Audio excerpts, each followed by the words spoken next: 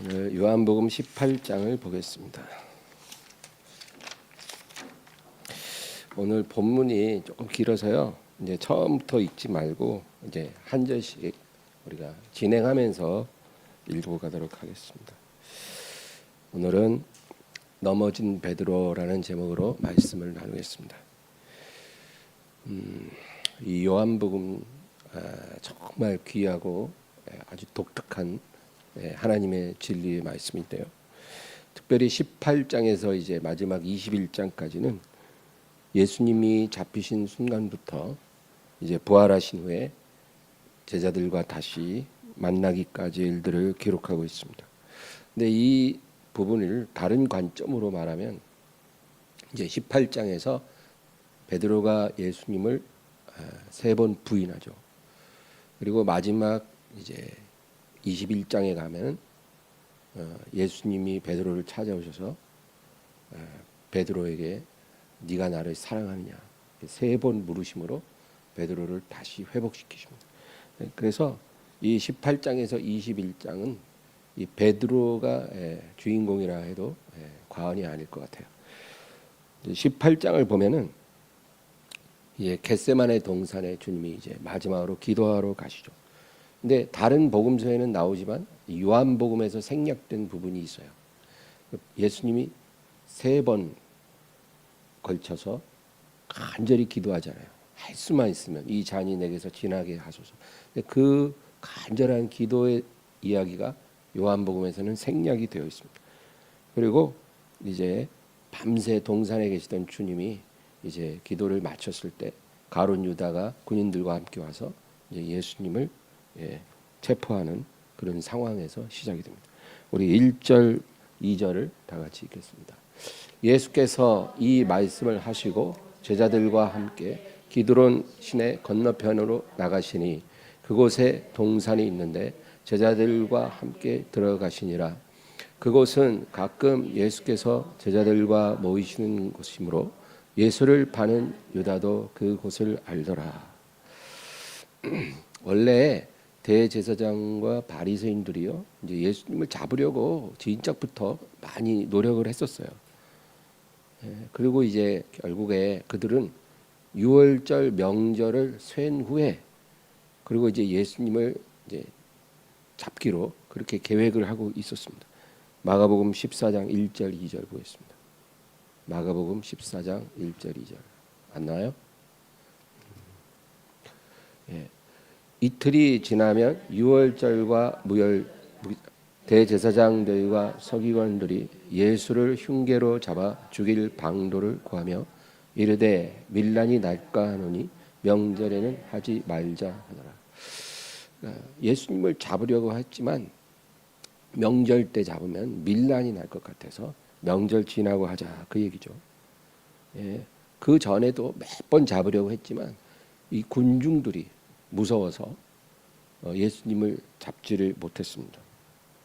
그러니까 하나님을 두려워하지 않는 사람들은요 사람을 두려워합니다.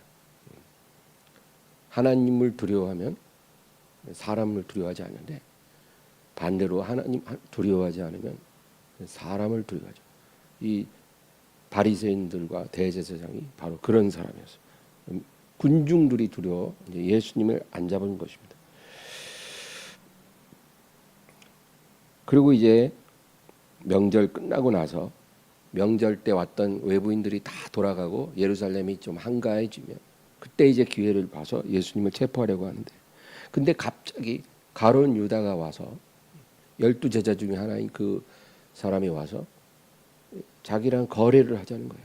내가 저 예수를 너희에게 넘겨주면 너희가 나에게 무엇을 주겠느냐.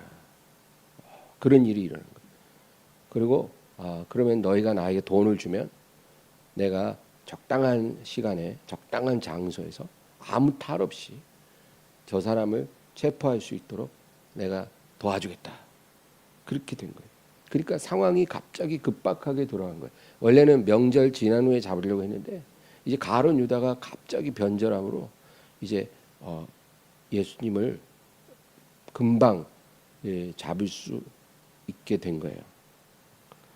3절 4절 유다가 군대와 대제사장들과 바리새인들에게서 얻은 아랫사람들을 데리고 등과 횃불과 무기를 그리 오는 예수께서 그 당할 일을 다 아시고 나아가 이르시되 너희가 누구를 찾느냐. 예수님은 그 당할 일을 다 아셨다 그랬죠. 4절에. 그러니까 예수님은 자기가 어디서 언제 체포되실지를 이미 알고 계셨습니다. 그래서 예수님은 겟세마네 동산에서 자기를 잡으러 오는 사람들을 기다리신 거예요. 이미 그 상황은 정해진 겁니다. 5절과 6절도 있겠습니다. 대답하되 나사렛 예수라 하거늘 이르시되 내가 그니라 하시니라. 그를 파는 유다도 그들과 함께 섰더라. 예수께서 그들에게 내가 그니라 하실 때 그들이 물러가서 땅에 엎드러지는지라. 성경을 보면 사람이 하나님의 영광 앞에 노출이 되면 어떤 일이 일어날까요? 그런 일들이 종종 있습니다. 하나님의 영광 앞에 노출되는 상황, 환상으로든 뭐가 됐든, 그러면 사람은 그냥 그 자리에서 엎드러집니다. 그게 하나님의 영광 앞에 노출된 사람의 반응이에요. 이사야가 그랬습니다. 에스겔도 그랬고 다니엘도 그랬어요. 또 욥기에 보면 그 욥이요, 너무 억울하잖아요. 정말 이해할 수 없는 고난을 당했잖아요. 그래서 맨날 그 수도 없이 말하는 게 뭐냐면 내가 죽더라도 하나님 앞에 서서 도대체 왜 나에게 이런 고난을 주셨는지 내가 물어보리라. 내가 정말 너무 원통하다. 내가 죽어서라도 하나님 앞에 가면 내가 제일 하고 싶은 게 하나님께 내가 한번 따져서 묻고 싶다. 도대체 왜 내가 뭘 잘못해서 이런 일이 있었는지 하나님께 물으리라. 그 소리 하거든요. 근데 마지막에 이제 38장에 가가지고 폭풍 가운데 하나님이 탁 욥에게 나타나시니까 아무 말도 못해요. 아무 말도 못하고 내가 단지 내 손으로 입을 가리고 내가 더 이상 말하지 않겠습니다. 그런 반응이 나오는 거예요. 그렇게 원통해서 내가 물어버리라 하던 욥이 막상 하나님 앞에 서니까 아무 말도 못하는 거예요. 그게 여러분 피조물이 창조주 앞에 섰을 때의 반응인 것입니다. 장차 우리가 예수님을 직접 이제 대면하게 될 겁니다. 그때도 우리의 반응이 그럴 것입니다. 어떤 사람들은 내가 빨리 예수님 만나고 싶어. 예수님 만나면 내가 그분께 달려가서 그 품에 안겨서 정말 그분 팔짱도 껴보고 뭐 못자국 난 손도 만져보고 막 그 앞에서 너무 즐거워서 깡총깡총 뛰고 막 노래 부를 거야. 이런 식으로 생각하는 사람도 있잖아요. 그러나 아마 그렇게 되지 않을 것입니다.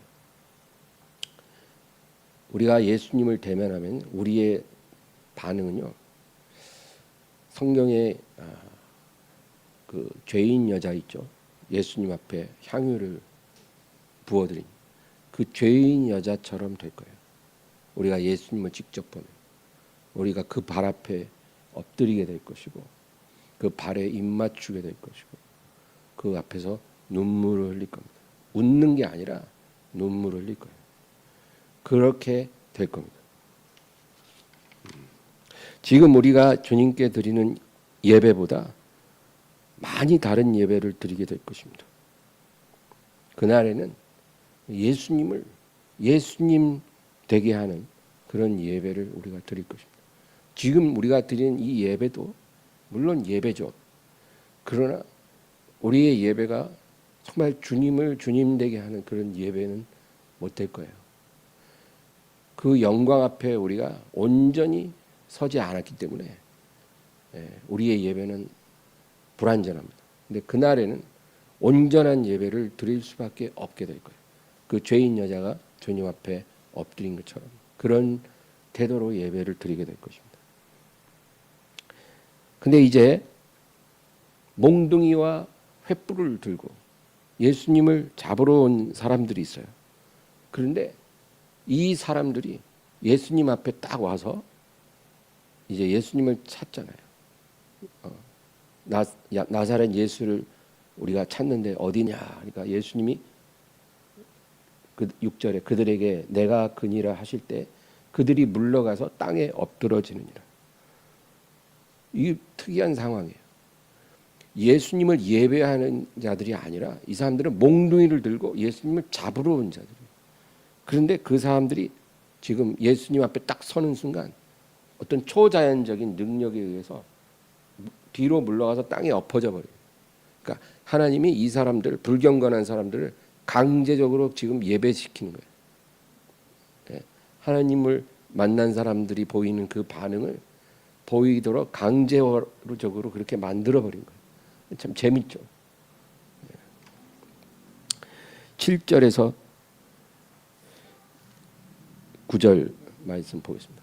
이에 다시 누구를 찾느냐고 물으신데 그들이 말하되 나사렛 예수라 하거늘 예수께서 대답하시되 너희에게 내가 그니라 하였으니 나를 찾거든 이 사람들이 가는 것은 용납하라 하시니 이는 아버지께서 내게 주신 자 중에서 하나도 잃지 아니하였사옵나이다 하신 말씀을 응하게 하려 함이로라. 지금 예수님은요 이제 잡히시는 게 아니고 잡혀 주시는 거예요. 예. 예수님 잡으러 온 사람들이 예수님이 내가 그다 하니까 막 다 뒤로 가서 넘어졌잖아요. 그러니까 하나님을 잡는다는 게 말이 안 되는 거예요, 사실. 하나님이 잡혀 주시는 거예요. 왜? 아버지의 뜻을 이루기 위해, 우리들을 구원하기 위해. 예수님은 잡혀서 고난 당하고 십자가에 죽어야 해요. 그래서 예수님이 지금 잡혀 주시는 상황이거든요. 근데 뭐라 그러냐면 이제 내가 너희들에게 잡혀 줄 테니까 지금 내 옆에 있는 제자들은 놓아줘라는 거죠. 내가 너희에게 잡혀 줄 테니 놓아주라. 이 사람들이 가는 것은 용납하라. 이 말씀을 보면 예수님의 대속 사역을 상징하는 말 같습니다. 내가 잡혀 줄 테니 이 사람들은 가게 하라는 거예요.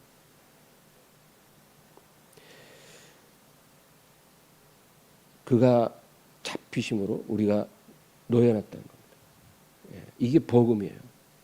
예수님이 잡히시지 않았으면 우리가 놓일 수 없는데 우리가 인질로 잡혀 있을 때 예수님이 와서 대신 잡히시고 우리를 놔달라는 거예요. 여러분 자녀가 어떤 악당들에게 유괴되고 인질로 잡혀 있으면 아마 부모들은 그럴 거예요. 내가 대신 잡힐 테니까 우리 애를 놔달라. 그런 거예요. 사랑 없으면 못하는 거죠. 예수님 내가 잡혀줄 테니 이들은 놓아달라. 예수님이 죽으심으로 우리가 살아난 거예요. 예수님이 저주받음으로 우리의 저주가 풀린 겁니다. 그러니까 여러분 이 은혜를 우리가 깊이 깨닫는 소원을 가져야 돼요.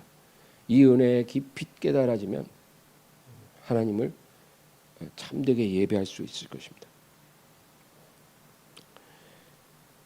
그런데 이런 사랑을 주신 예수님을 끝까지 거절하는 사람들이 있어요.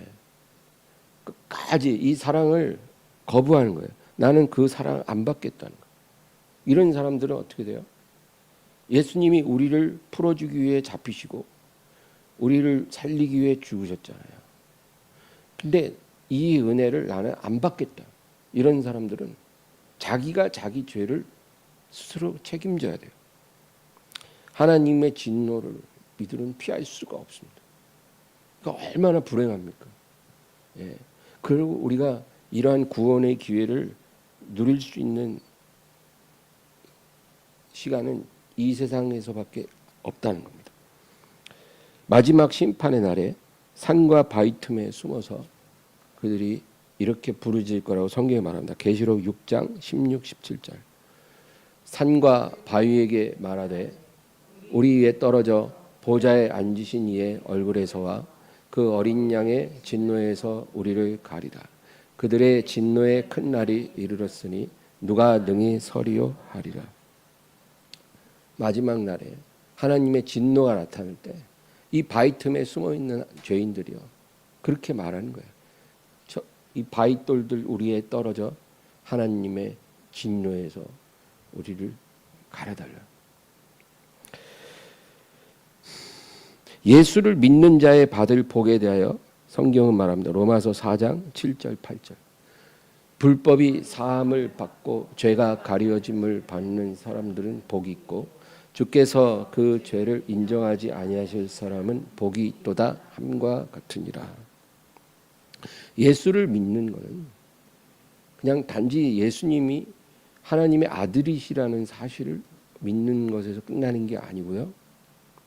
우리가 예수님으로 인해 우리의 일평생의 죄에서 우리가 사함을 받고 가리워짐을 받고 죄가 가리워짐을 받는다는 거예요.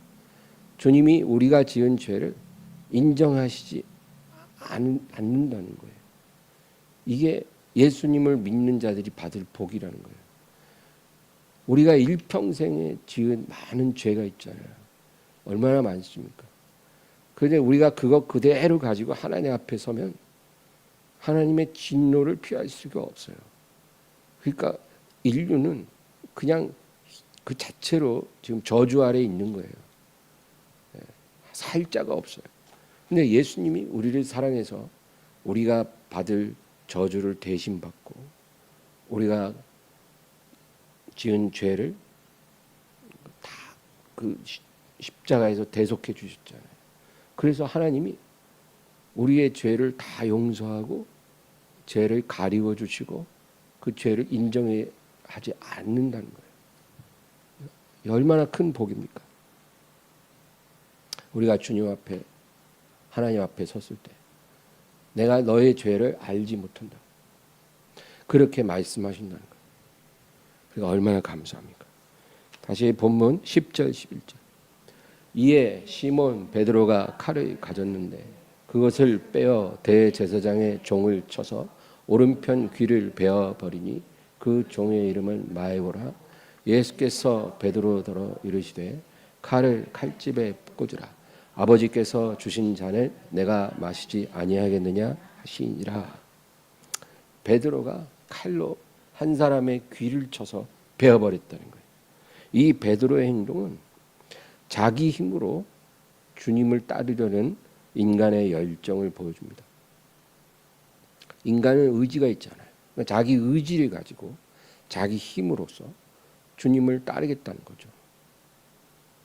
그 자체가 나쁜 건 아니에요. 그러나 그것이 효과가 없다는 거예요. 베드로는 정말로 죽기까지 주님을 따르기를 원했어요. 그래서 베드로가 그렇게 실족해도 주님이 그를 일으켜 주는 거예요. 사람의 중심이라는 게 중요하거든요. 아무리 큰 실수를 해도 그 중심이 악하지 않으면 하나님의 긍휼을 받는 거예요. 그러나 아무리 겉으로는 아주 은혜롭고 훌륭하게 포장이 되어도 그 중심이 부패한 사람은 하나님께 버림받는 거예요. 그래서 베드로는 구원을 받았고 가룟 유다는 버려진 거예요. 왜? 가룟 유다는요 실수한 게 아니거든요.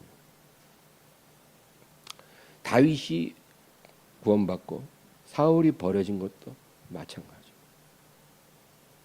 보면 하나님이 사람을 선택하는 그 기준이 아주 분명합니다. 하나님은 겉으로 드러난 어떤 결과를 보고 사람을 판단하시는 분이 아니에요. 하나님은 언제나 보이지 않는 내면을 보시는 거예요. 그 동기. 그걸 보고 하나님은 우리에게 내가 은혜 베풀 자에게 은혜를 베풀고 긍휼히 여길 자를 긍휼히 여긴다. 그냥 아무나 제비 뽑듯이 너는 내가 봐주고 너는 안 돼. 이게 아니고 하나님이 은혜 베푸는 사람의 기준이 있고 그 은혜에 들어가지 못하는 사람의 그런 기준이 있더라는 거죠. 그래서 베드로는 정말 자기 힘으로, 자기 의지로 죽기까지 주님을 따르기 원했던 거죠. 근데 그 열정이 오래가지 않는다는 겁니다. 인간이 피운 불은 그냥 곧 꺼집니다. 그게 인간이 세운 집 그냥 무너집니다. 바벨탑 얼마나 훌륭합니까? 그 시나이 평지에 있던 그 수만만의 그 사람들이 일심으로 한 탑을 쌓았잖아요. 그때는 영어, 불어, 독일어, 일본어 이렇게 언어가 나뉘지 않았어요. 온 땅의 인류가 한 언어를 쓰니까 얼마나 의사소통도 잘 돼요. 그리고 노아 홍수 이후에 사람들이 일종의 트라우마가 있었거든요. 그래서 다시는 큰 비가 내리고 홍수가 몰아쳐도 우리가 물에 빠져 익사하는 일은 없도록 하자. 그게 인류의 트라우마예요. 왜? 조상 때 있었던 그 홍수 이야기를 다 알거든요. 그래서 다시는 물에 안 빠져 죽으려면 어떻게 해야 될까?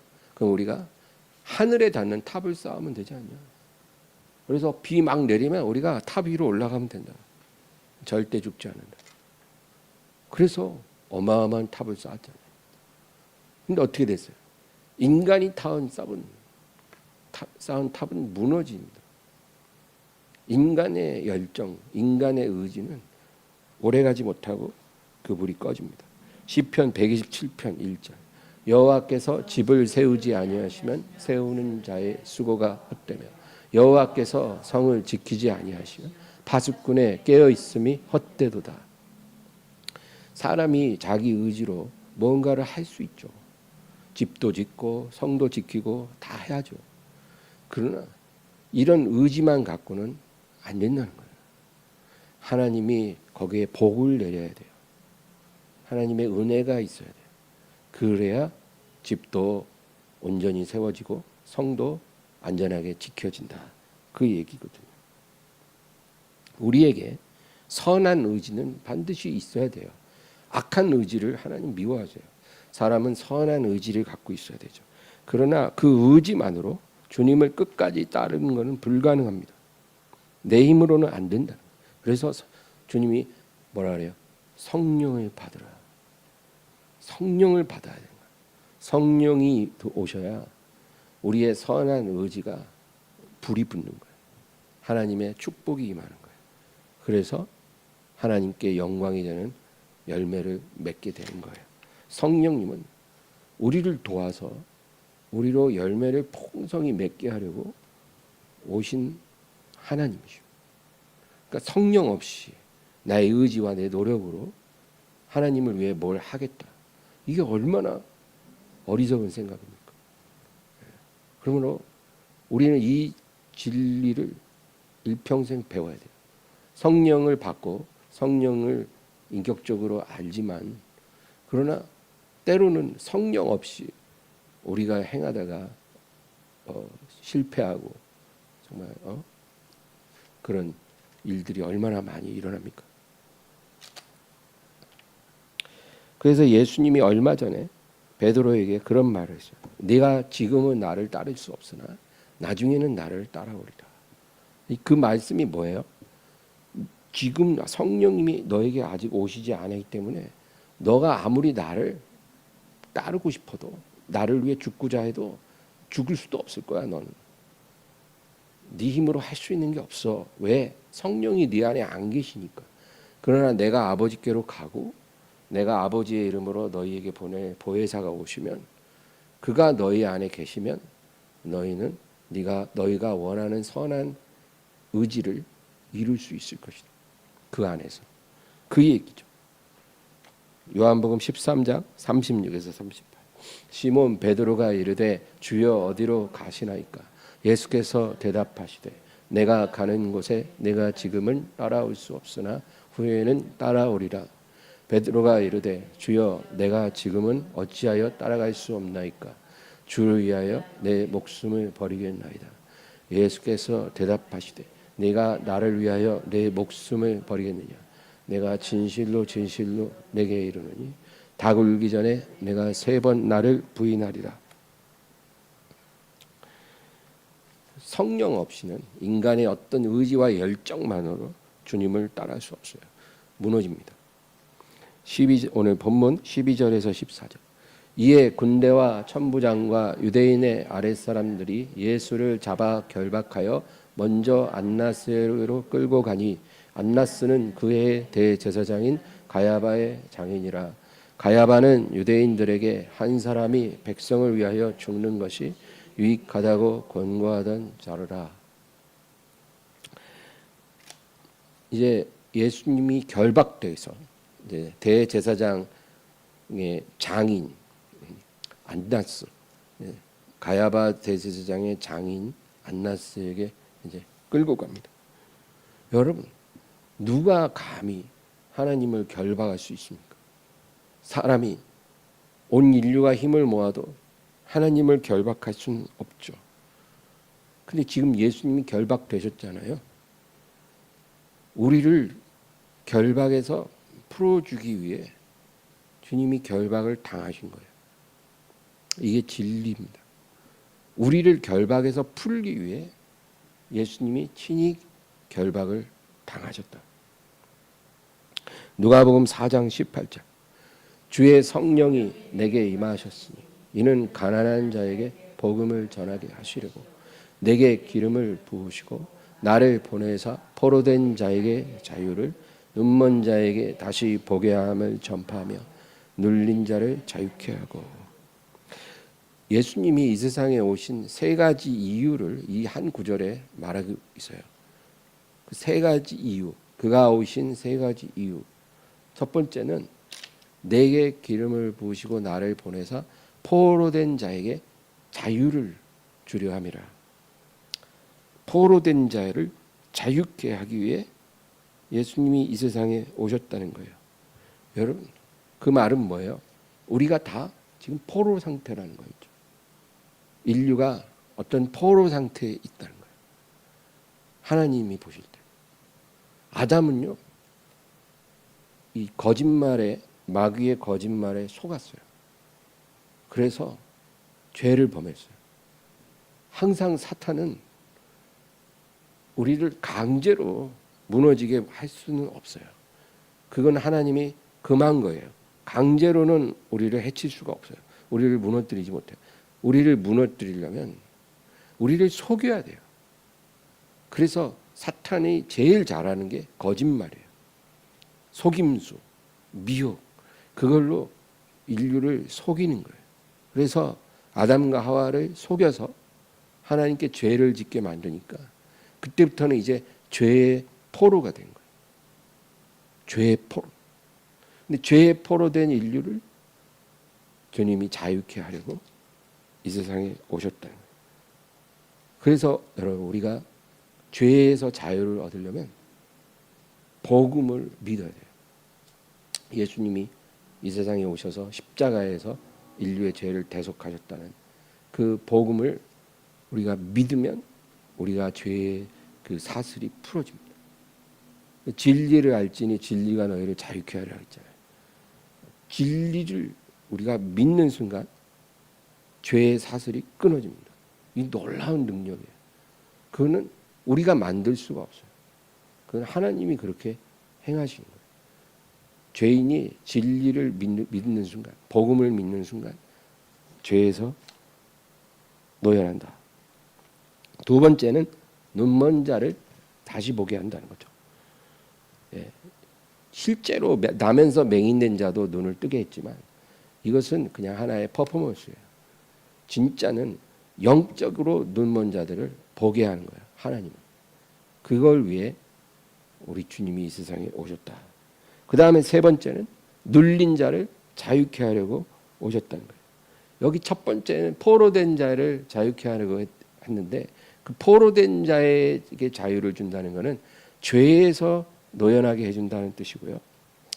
세 번째 눌린 자를 자유케 한다는 것은 그 죄가 가져온 저주에 눌려서 숨도 못 쉬는 그런 사람들을 자유하게 하시려고 주님이 오셨다는 거예요.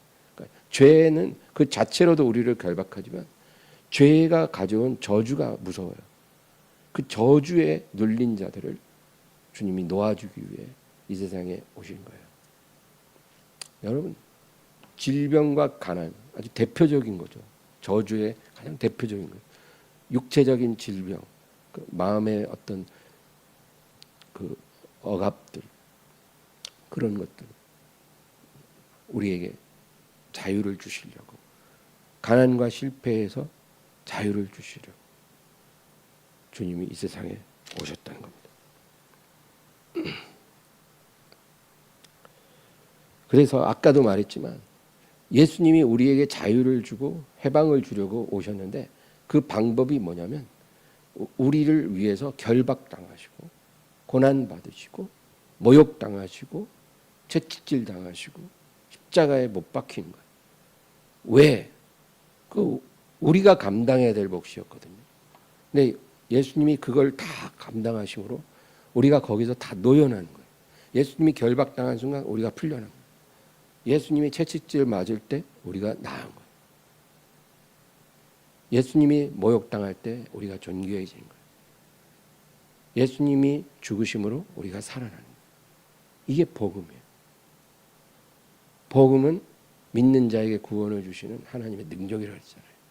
이 복음을 깨닫고 믿으면 이런 일이 일어난다는 거예요.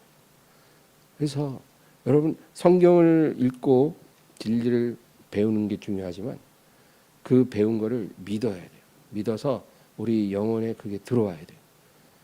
그러면 그 복음의 능력이 나타난다는 거죠. 예. 이 복음의 진리를 붙잡고 주님께 부르짖으면 주님의 구원의 역사가 나타나는 겁니다. 예수님이 나를 위해 결박되셨습니다. 내 결박이 풀리기를 원합니다. 예수님의 결박당하심으로 내가 결박에서 풀려난 줄 믿습니다. 예수님이 이 세상에 고난받으심으로 내가 모든 저주의 눌림에서 노연한 것을 믿습니다. 예수님이 내 죄값을 지불하심으로 내 죄가 용서된 것을 믿습니다. 그런 믿음이 우리에게 자유를 준다. 이제 15절부터 17절. 시몬 베드로와 또 다른 제자 한 사람이 예수를 따르니 이 제자는 대제사장과 아는 사람이라. 예수와 함께 대제사장의 집들에 들어가고 베드로는 문 밖에 서 있는지라. 대제사장을 아는 그 다른 제자가 나가서 문 지키는 여자에게 말하여 베드로를 데리고 들어오니 문 지키는 여종이 베드로에게 말하되 너도 이 사람의 제자 중 하나냐 아니냐 하니 그가 말하되 나는 아니라 하고. 예.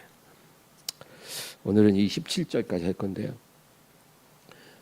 베드로와 예수님의 또 다른 제자 하나가 결박당하시고 대제사장의 뜰에 가신 예수님을 따라갔다는 거예요.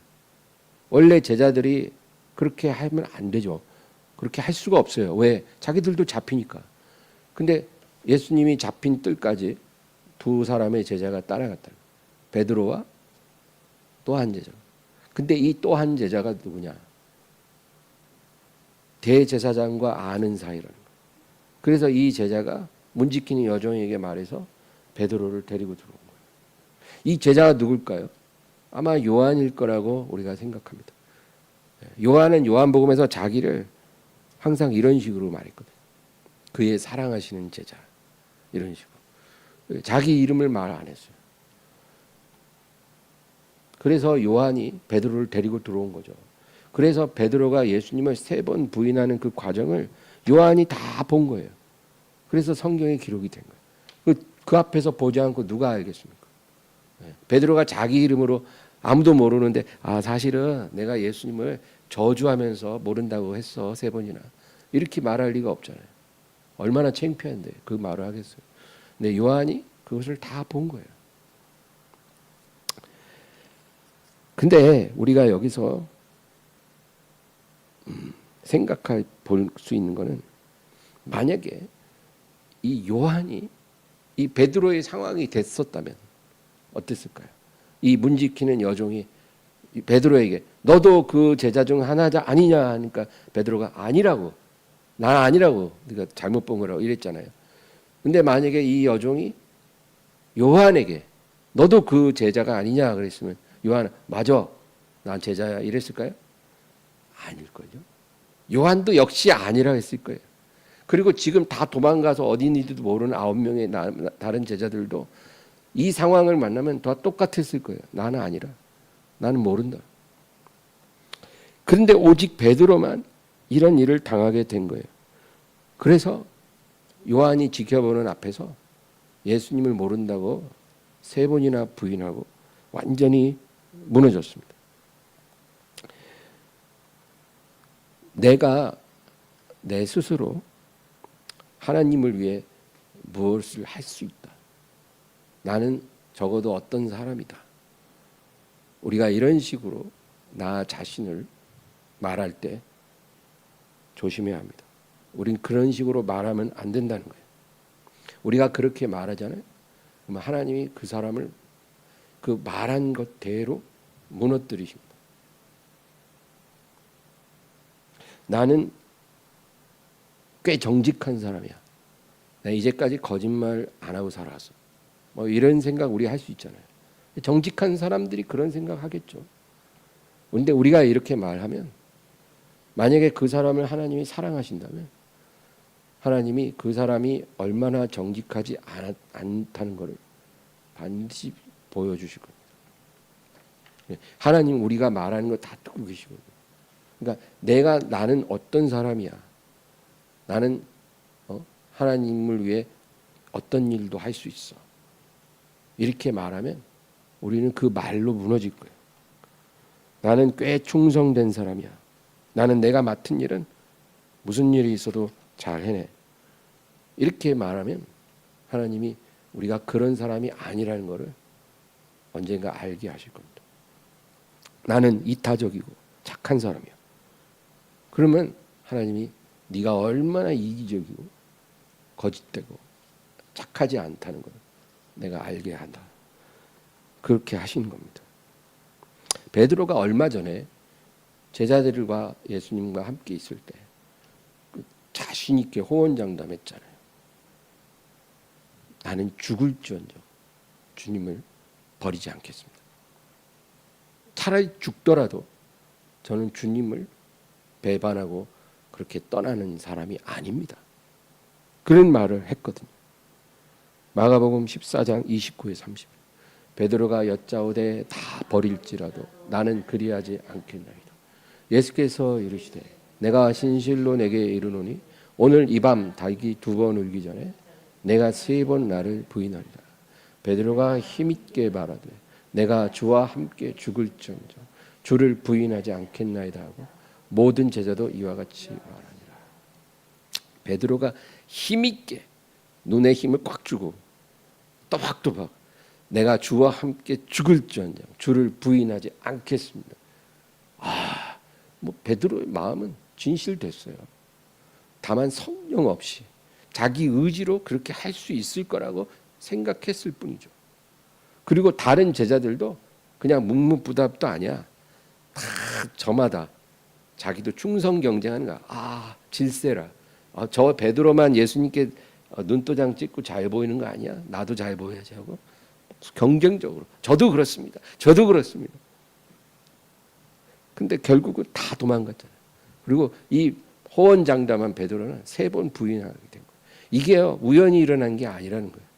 이렇게 베드로가 무너진 이 상황이 우리의 삶에도 똑같이 계속 일어날 수 있는 거예요. 내가 어떤 사람이다. 나는 무슨 일을 어떻게 내가 주님을 위해 할 수 있다.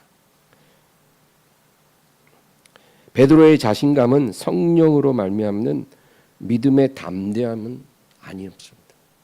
성령이 임하시면요, 그 성령으로 말미암아 담대하게 고백할 때가 있어요. 사도 바울이 고백한 것처럼 나의 목숨을 조금 더 귀한 것으로 여기지 아니하노라.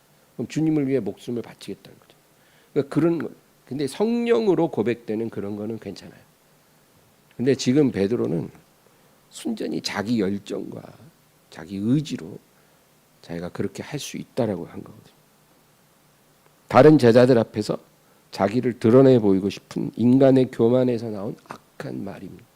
마태복음 5장 34에서 37. 나는 너희에게 이르노니 도무지 맹세하지 말지 하늘로도 하지 말라 이는 하나님의 보좌이며 땅으로도 하지 말라 이는 하나님의 발등상이며 예루살렘으로도 하지 말라 이는 큰 임금의 성이며 내 머리로도 하지 말라 이는 내가 한토록도 희고 검게 할 수 없음이라. 오직 너희 말은 옳다 옳다 아니라 아니라 하라. 이에서 지나는 것은 악으로부터 나느니라. 그러니까 맹세하지 말라. 맹세한다는 건 뭐예요? 내가 그렇게 충분히 할 수 있다라는 거잖아요. 그게 교만이에요. 그게 악한 말이래요. 그렇게 맹세하는 것 자체가 악하다는 거예요. 그러니까 그냥 너희는 무엇이든지 맹세하지 말고 옳다 옳다 아니라 아니라 그렇게만 말하는 거예요. 이에서 지나는 것은 악으로부터 난다. 야고보서 5장 12절. 내 형제들아 무엇보다도 맹세하지 말지니 하늘로나 땅으로나 아무 다른 것으로도 맹세하지 말고 오직 너희가 그렇다고 생각하는 것은 그렇다 하고 아니라고 생각하는 것은 아니라 하여 정죄받음을 면하라.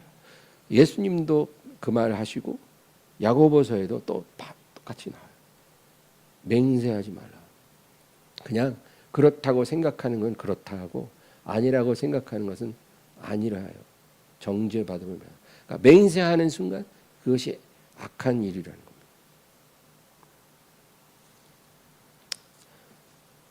그래서 바울은 이런 고백을 했어요. 내게 능력 주시는 자 안에서 내가 모든 것을 할 수 있느니라. 이게 정답이에요. 내가 하겠습니다가 아니라 내게 능력 주시는 자 안에서 내가 모든 것을 할 수 있습니다.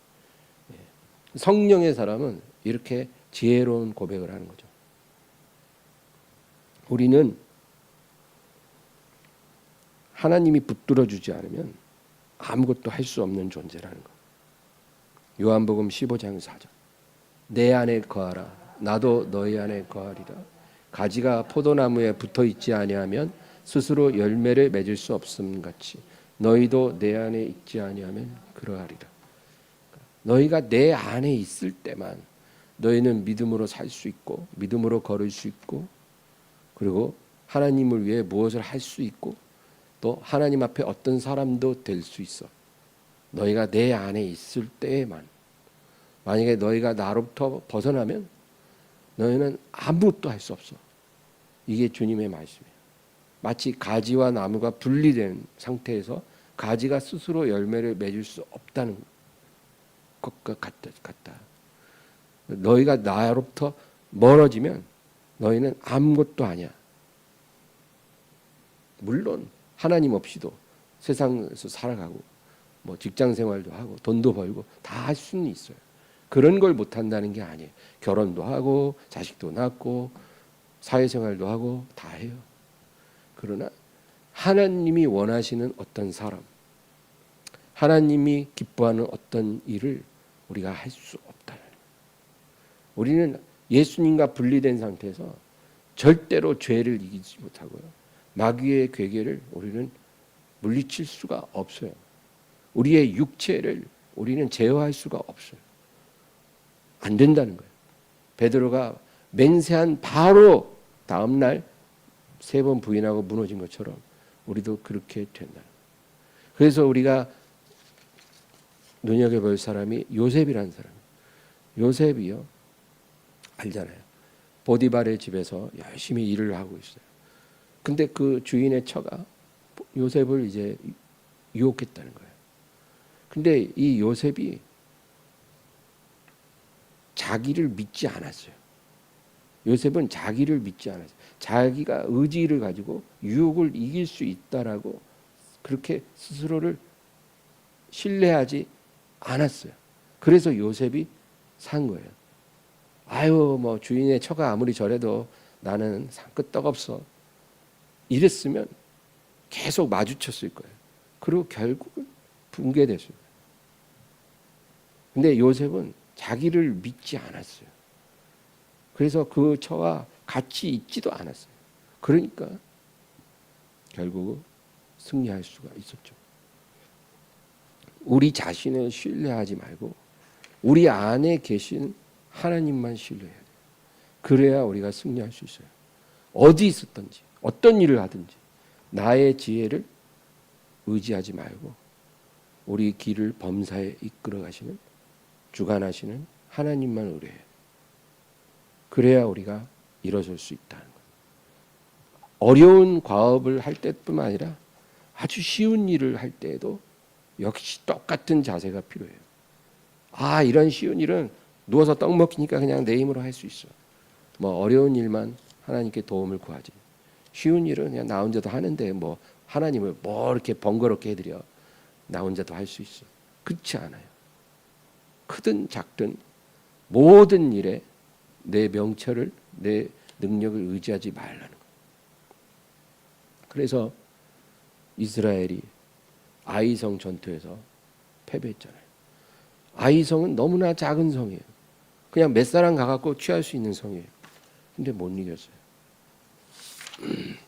이제 마지막으로 야고보 4장 13절에서 16절까지 읽겠습니다. 들으라, 너희 중에 말하기를 오늘이나 내일이나 우리가 어떤 도시에 가서 거기서 1년을 머물며 장사하여 이익을 보리라 하는 자들아, 내일 일을 너희가 알지 못하는도다. 너희 생명이 무엇이냐? 너희는 잠깐 보이다 없어지는 안개니라. 너희가 도리어 말하기를 주의 뜻이면 우리가 살기도 하고 이것이나 저것을 하리라 할 것이오늘 이제도 너희가 허탄한 자랑을 하니 그러한 자랑은 다 악한 것이라. 1년 동안 어느 도시에 가서 어떤 장사를 해서 돈 좀 벌어야 되겠다. 그렇게 말하잖아요. 우리 인생에 그런 계획들 많이 세우잖아요. 그런 것이 다 허탄한 자랑이고 하나님 앞에 악한 것이다. 그거예요. 하나님 없이 세우는 계획들, 하나님 없이 인간의 지혜와 경험을 의지해서 추진하는 일들, 이런 것들이 다 허탄한 자랑이고 악한 것이다. 성경은 우리에게 말합니다. 그래서 뭐든지 내 명철 의지하지 말고 하나님을 의뢰하라. 하나님께 맡기고 기도하면서 주님을 따라가라. 그렇게 말씀합니다. 기도하겠습니다. 하나님 아버지, 베드로가 주님의 사랑을 크게 받았지만 그가 넘어지게 허락하신 것도 하나님의 은혜의 섭리인 줄 믿습니다. 그가 넘어짐으로 그는 다시 일으켜지고 또 주님 앞에 귀한 사도로서의 삶을 살게 되었습니다. 우리 하나님 아버지, 우리에게도 이 베드로의 은혜를 주사 우리가 실패할지라도 낙심하지 말고 주님을 따를 때 우리가 어떻게 자기를 부인하고 우리 주님 안에 거해야 하는지를 알게 하여 주시옵소서. 오 하나님, 우리에게 은혜 주심을 감사합니다. 영광 받아 주시옵소서. 예수님의 이름으로 기도하옵나이다. 아멘.